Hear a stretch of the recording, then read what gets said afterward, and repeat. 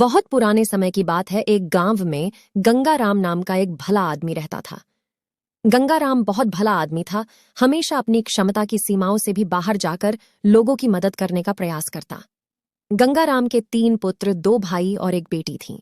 एक दिन दुर्भाग्यवश भले आदमी गंगाराम का देहांत हो गया था।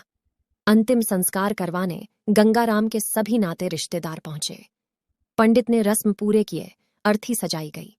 गंगाराम को अर्थी पर लिटाया गया। पुत्रों और भाइयों ने अर्थी उठाई और आगे बढ़े। गंगाराम की बेटी यह दृश्य देख ना पा रही, वह वहीं जमीन पर लौट लौट कर रोने लगी। गंगाराम के अर्थी की अंतिम यात्रा कुछ दूर तक पहुंची थी कि एक बहुत बड़े सेठ ने उनका रास्ता रोक लिया। सेठ के साथ 2 लोग हाथों में बंदूक लिए खड़े थे।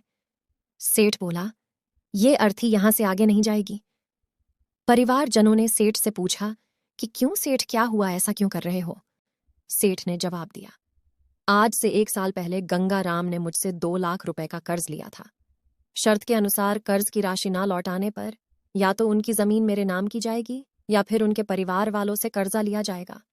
तो फिर अब बताओ, आप लोगों में से कौन देगा कर्जा? अब तमाम लोग तमाशा देख रहे थे। तभी उनके तीनों बेटे ने कहा कि हम तुम्हारा कर्जा नहीं देंगे। हमारे पास इतना धन नहीं कि आपको कर्जे की राशि भी दे सके। पिताजी का कर्जा पिताजी जाने, वैसे भी अब वो इस दुनिया में रहे नहीं। अगर आपको उनकी अर्थी ले जानी है तो ले जाओ। गंगाराम के बेटों की इस तरह की बातें सुन वहां मौजूद सभी लोग धिक्कार जताने लगे कि कैसे नालायक और मतलबी पुत्र हैं। इस तरह गंगाराम के बेटों ने कर्ज वापस करने के लिए तो अपने कदम पीछे हटा लिए। तभी गंगाराम के भाइयों ने भी कह दिया कि जब बेटे कर्जा नहीं दे सकते तो हम क्यों किसी का कर्जा भरे। अब गंगाराम की अर्थी को वहां रुके बहुत देर हो गई थी। तभी यह बात गंगाराम की एक बेटी तक पहुंच गई, तो वह भागे भागे अपने पिताजी की अर्थी तक पहुंची। तभी उसने देखा कि अर्थी का एक पांव बड़े सेठ ने पकड़ रखा था। ये देखते ही उसने आंखों में आंसू लिए अपना सारा जेवर और जितने भी पैसे उसके पास थे वो सब सेठ को दे दिए और अपने हाथ जोड़ती हुई ये बोली कि सेठ, अगर ये सब जेवर बेचकर भी आपका कर्जा पूरा ना हो पाए तो मैं खुद मेहनत मजदूरी करके आपका कर्जा चुका दूंगी, मगर इस समय मेरे पिताजी की अंतिम यात्रा को मत रोको। तभी उस सेठ ने अर्थी का पांव तुरंत छोड़ दिया और बोला, अरे नहीं नहीं बेटी, तुम्हें ये सब करने की कोई आवश्यकता नहीं है, क्योंकि सच्चाई ये है कि मुझे एक समय में पैसों की बहुत जरूरत थी। मैं बहुत गरीब था। तब उस समय तुम्हारे पिता ने मुझे 10,000 रुपए देकर मेरी मदद की थी। गंगाराम बहुत भला आदमी था। उसने मुझसे 1 रुपया ब्याज तक नहीं मांगा कभी, और वहीं पैसे मैं यहां देने आया था। लेकिन जब मुझे पता चला कि गंगाराम का देहांत हो गया, तब मैंने सोचा कि ये पैसे किसे दूं, पैसे सही हाथों में कैसे दूं, यह जानने के लिए मैंने ये सब नाटक रचा था।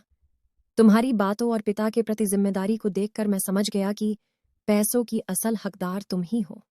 आज तुमने साबित कर दिया कि बेटे से ज्यादा बेटी ही माँ बाप से प्यार करती है। आपके पिताजी तो नहीं रहे, लेकिन अब ये कर्ज मैं तुम्हें वापस करके अपने सर से कर्ज के बोझ को खत्म कर देना चाहता हूं। इसलिए कर्ज को तुम लो और मुझे कर्ज से मुक्त करो। सेठ बेटी को पैसे लौटाकर और अपना आशीर्वाद देकर वहां से चला गया। ये सब देखकर गंगाराम के बेटे और भाइयों का सर शर्म से नीचे झुक गया। दोस्तों, हमारी हमेशा से यही कोशिश रहती है कि हम इस चैनल पर आपके लिए ज्ञान और शिक्षा से भरी ऐसी ही तमाम कहानियां लाते रहे, जिससे आपका ज्ञान बढ़ सके, बौद्धिक विकास हो सके, जीवन में सही फैसले ले सके, आप जीवन में आगे बढ़ सके, मन में सकारात्मक विचारों का जन्म हो और आपके सुंदर चरित्र का निर्माण हो, ताकि आप आगे चलकर सुंदर परिवार और समाज का निर्माण कर सके। हम चाहते हैं कि यह कहानियां ज्यादा से ज्यादा लोगों तक पहुंचे, ताकि वह भी इसका पूरा लाभ उठा सके। इसलिए आप इन कहानियों को सोशल मीडिया की मदद से अपने सभी दोस्तों में अवश्य शेयर करें। आपका ये छोटा सा प्रयास कई लोगों की जिंदगी भी बदल सकता है। तो दोस्तों, इस कहानी से आपने क्या सीखा, कमेंट करके जरूर बताना, और ऐसी कहानियों के लिए हमारे चैनल हिंदी कहानी AI को जरूर सब्सक्राइब करें। धन्यवाद।